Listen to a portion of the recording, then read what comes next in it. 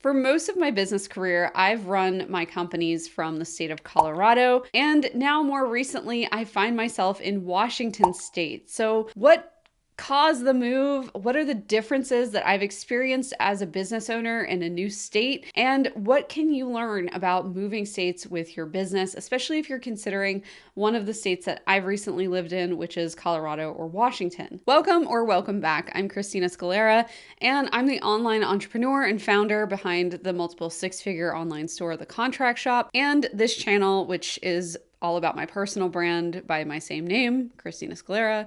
So if you are here today and you end up enjoying this kind of more personal side of my content, taking you behind the scenes and just showing you some of the financial decisions behind running my business, I would really appreciate it if you gave this video a little like, maybe watched all the way to the end just to let me know that this is something you're interested in seeing more of. You can also say that in a comment below. That would also be very helpful for me to know. So I started my business from Atlanta, Georgia, and I loved living in Atlanta, but there were a lot of things about it that just started to wear on me. And I was looking for somewhere else to live.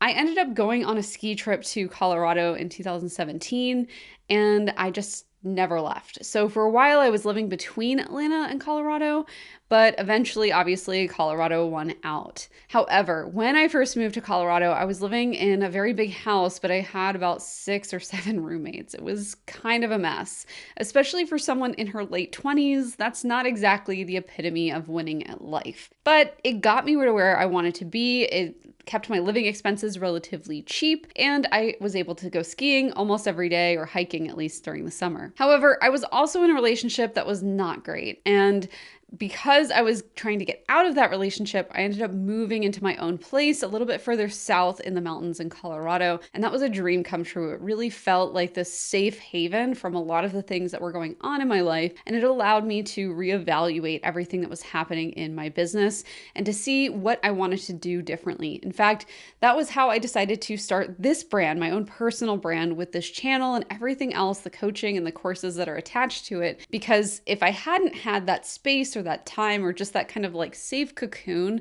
that I was finally able to enjoy, no roommates. My dog and I, we would go on long walks every day. It was beautiful in this like valley of, they call them 14ers, 14,000 plus foot mountains. And it just was a really wonderful time in my life. There was one thing though that was even more wonderful about it, which was I met my now husband. Unfortunately, he lived about 3 hours away down in the foothills near Denver, and I was way the heck up there, maybe across 2 or 3 mountain passes, depending on how snowy it was and what route you took. Yes, literally, these are things I had to consider. And so I decided eventually to move down to the foothills into Denver and be with him. So that was a big change, moving from what you would consider Colorado, like from a postcard, to Denver, which is basically Kansas. Although I will say the food was really good there. Now, let's talk about some of the business differences I've noticed in these 3 different states. So I don't really remember much of Georgia, and it didn't really matter because I don't think I was profitable the whole time I was there. So sucks for you, Georgia. Didn't make you any money. Georgia does have a state income tax though. And of course, because I wasn't profitable, I wasn't really paying myself, I didn't really have much to show on my taxes, and I don't really remember this from personal experience, so I'm not going to comment too much on that. I just know that it is not a no income tax state. Now, I moved to Colorado, which has a 4.4% state income tax, and that's pretty low in my opinion, especially compared to a lot of my friends that are living in places like California. So 4.4% is, not too shabby. It didn't really affect my lifestyle or how I paid myself that much, although it was many thousands of dollars every single year. So, that is something you definitely have to budget for as far as payroll and paying yourself and the expense to do that. I also found that while I lived in Colorado, everything was more expensive, and it's just because the weather and the environment is a lot more harsh there than it is in anywhere else I've ever lived. Nowhere else I've ever lived gets such epic snowstorms, which obviously leads to good skiing, but they also have crazy things like fire events in suburbs and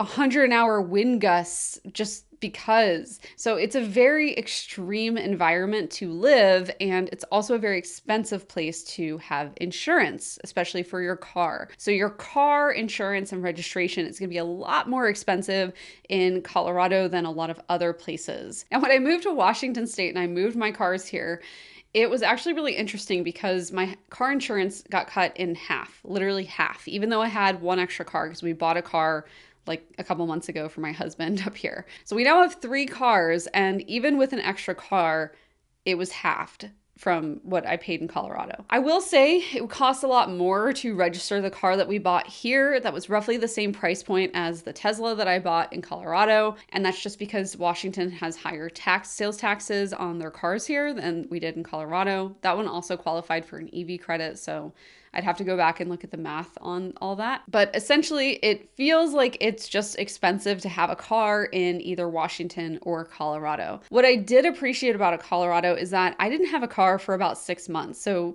for 6 or 7 months, we were just a 1-car family, and now we have 3. Anyway, I was able to commute around just using Uber and the light rail and all the great different commuting experiences that Colorado offers. So if you don't know, they have an amazing shuttle service called the Bustang that will literally take you to the most remote parts of Colorado or just up to the ski valleys for the ski day. It's an amazing service that is subsidized by the state of Colorado. So use that if you're ever there and you want some cheap or, sometimes free transportation, depending on the kind of ticket you get. I really loved using all of those services around Colorado. And even though I know it would have been a little more expensive and saved me some time, I have this weird thing where I like to use public transportation whenever I can. Obviously, if it's way out of the way or dangerous or something, I don't do that. But it just kind of gives me a thrill to figure out how inner workings of a city work.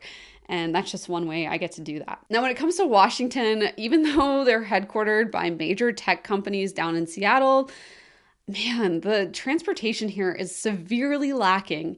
And I mean, I'm not someone who utilizes public transportation to the fullest, but I'm someone who likes a good airport train. Like, get me off my plane, get me onto a train where I don't have to deal with Ubers or hotel shuttles or whatever to get to where I want to go. So when I lived in Colorado, there's a beautiful Hyatt right off the train from the airport, and that's where I would stay if I needed to stay in Denver for the night. Or I could just take an Uber right into downtown or wherever I was going. In Washington, that is not the case. And in fact, I really don't like using Uber here because one of my first weeks I was here, I got rear-ended while I was in an Uber. I was the passenger, and I had to coach my Uber driver how to deal with getting rear-ended on top of now my neck and shoulders hurt. So it would have been really nice to just get on a train instead of always being in rainy, very dark, foggy weather and getting rear-ended because there's too much traffic on the roads. I mean, even Atlanta had a train from the airport into Midtown or downtown or wherever you needed to go. And while I wouldn't say it was the safest transportation option, during the day you were fine, and it was really nice to have in a pinch. Now, something else to consider is the fact that we are no longer renters. We actually bought a house in Washington State. So if you would like me to go into more about how I was able to qualify for a mortgage as someone who's self-employed, or anything about buying a house as someone who is self-employed, then let me know in the comments below, because that's a video I'm itching to make, but I don't know if you're ready to see it or if you care about that kind of stuff. My husband is actually in the Navy, and it's really funny because most people that marry someone in the military in the US end up working for themselves, but I actually was in this situation before I met him, and it was really nifty to be able to date someone that I knew I could travel or go anywhere that he was stationed. And then finally, let's think about some of the practical aspects of making this move from Colorado to Washington. First of all, I have major seasonal depression. I've had to invest in a lot more lights than I used to have. I used to have a travel one, and that was sufficient for, the 1 or 2 weeks a year. And honestly, I didn't even have to use my lights at all in Colorado because, as anybody from Colorado will brag to you, all the sunshine there, they're going to talk to you about it all day long. It is so sunny in Colorado. They get over 300 days of sunshine every single year. In fact, one time it was raining at my house in the mountains, and I was thinking, oh, that snow is really wet. And then I was like, oh my gosh, that's rain. I haven't seen rain in years. It's always just been snow. So a rainy day is definitely something that it's almost like a holiday for my friends and I that are from Colorado. Like, you break out the Christmas music, doesn't matter if it's July, you put on some cozy socks, maybe a hot beverage, and like it's a rain day. Obviously, in Washington, if you had a rain day, then you'd basically never work because it rains every single day. And during the summer, I actually found that there were periods of weeks to even months that we never saw rain. And that was so wonderful, especially when it was 10 o'clock at night and the sun was just barely going down and you had, I don't even know, like 16 hours of daylight or something crazy. But the trade-off is in the winter right now, as I'm filming this video, you get very sad and depressed if you don't take care of yourself and you think you might have these seasonal depression type of clues going on. Maybe you're not taking enough vitamin D. So these are all things that obviously I have to supplement a lot. And I've actually found myself back in Colorado twice in the last week, and I'll find myself back there a lot more, but I'll tell you about that in a future video. It has been really nice though to have that break and go back to the sunshine and just enjoy a very cool, crisp winter that isn't flooded. Overall, I'm still glad I made the move to Washington, but I might just be living between Washington and Colorado soon. So that will be a future video for sure. I definitely will fill you guys in on all the plans between how we decided to pick this house and something else that I'm looking at and why I decided to make all those decisions from a financial perspective. So if you want to make sure you're clued into all that, then definitely be sure you're subscribed, maybe even hit the little notification bell so you don't miss that in future videos. And if you don't like where you live, there's obviously lots you can do to either accept it and deal with it better like I have here in Washington,